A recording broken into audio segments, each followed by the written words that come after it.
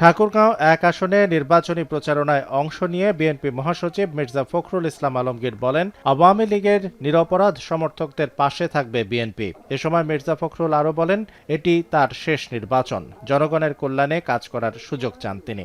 5 বছর চলে গেছে হাসিনা, মাঝখান থেকে তার যারা সমর্থক আছে তাদেরকে বিপদে পড়ে গেছে।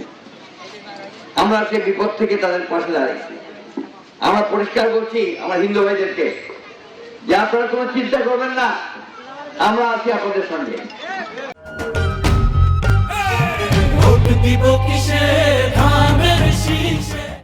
যারা অন্যায় করছে তাদেরই শুধু শাস্তি হবে, যারা অন্যায় করেনি সাধারণ মানুষ তাদেরকে আমরা আমাদের বুকের মধ্যে রেখে আসবো, মাঝে রাখবো। চট্টগ্রাম ১১ আসনে সাম্প্রতিক হামলার জন্য প্রতিপক্ষকে দায়ী করেন ধানের শীষের প্রার্থী আমির খসরু মাহমুদ চৌধুরী। সহিংসতা পরিহার করে সবাইকে সুষ্ঠু প্রচারণার আহ্বান জানিয়েছেন চট্টগ্রাম ৯ আসনে জামায়াত প্রার্থী ফজলুল হক। যারা জনগণের উপর আস্থা নেই, জনগণেরও তাদের উপর আস্থা নেই, সুতরাং তাদের রাজনীতি ভিন্ন পথে চলে। বাংলাদেশের মানুষের মনোজগতে যে পরিবর্তন হয়েছে তারা সেই রাজনীতি গ্রহণ করবেন। সবগুলা দলের ভিতরে গণতান্ত্রিক চর্চা দরকার। এই পেশি শক্তি নির্ভর রাজনীতি, সেটা আমরা তো মনে করছি যে ২৪-এর ৩৬ জুলাইতে আমরা বিদায় দিছি, কিন্তু একটি দলের মধ্যে আমরা এখনো সেই ধরনের মানসিকতা দেখতে পাই। কক্সবাজারে প্রচারণা চালান বিএনপি প্রার্থী সালাউদ্দিন আহমদ। যারা ভোটের বিনিময়ে জান্নাতের কথা বলছে তারা জনগণের সাথে ধোঁকাবাজি করছে বলেও মন্তব্য করেন তিনি।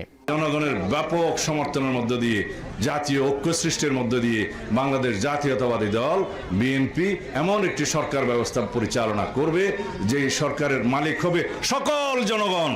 খুলনা ৫ আসনে গণসংযোগ করেছেন জামায়াত প্রার্থী গোলাম পরোয়ার। অভিযোগ করেন, জামায়াতের বিরুদ্ধে বিভিন্ন জায়গায় অপপ্রচার চালানো হচ্ছে। এদিকে খুলনা ২ আসনের বিএনপি প্রার্থী নজরুল ইসলাম মঞ্জু সন্ত্রাসমুক্ত নগরী গড়ার প্রতিশ্রুতি দেন ভোটারদের।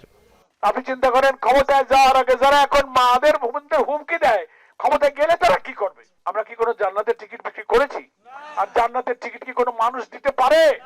মহান আল্লাহর সন্তুষ্টি আর নবীর সাফায়াত ছাড়া কেউ জান্নাতে যেতে পারবে না।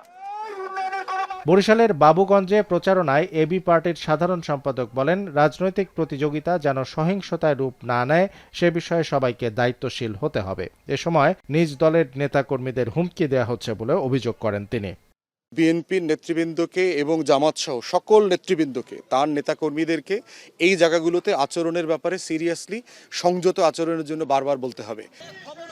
দিনাজপুর ৬ আসনে গণসংযোগ করেন বিএনপি প্রার্থী ডাক্তার জাহিদ। ভোলায় মোটরসাইকেল করে প্রত্যন্ত গ্রামে গণসংযোগ করেছেন ভোলা ১ আসনের বিএনপি নেতৃত্বাধীন জোটের প্রার্থী ব্যারিস্টার আন্দালিব রহমান পার্থ। মা বোনদের মধ্যে যে উৎসাহ উদ্দীপনা, মুরব্বীদের মধ্যে এবং তরুণ ভোটারদের মধ্যে, এটি উল্লেখ করার মধ্যে, এবং আপনারা নিজেরাও দেখতে পাচ্ছেন। কাজে এই উপস্থিতি প্রমাণ করে ইনশাআল্লাহ আগামী ১২ তারিখে যে জাতীয় নির্বাচন হবে সেই নির্বাচনে ধানের শীষ এই অঞ্চল থেকে বিপুলভাবে জনসমর্থন নিয়ে দেশ সেবা করার সুযোগ পাবে বলে আমি অত্যন্ত আশাবাদী।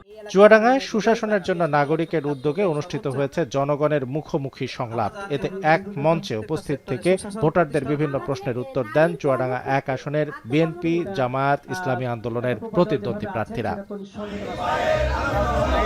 এছাড়াও চাঁদপুর, সিরাজগঞ্জ সহ অন্যান্য জেলাতেও দিনভর প্রচারণা চালান প্রার্থীরা। শামসুল আরেফিন, এখন।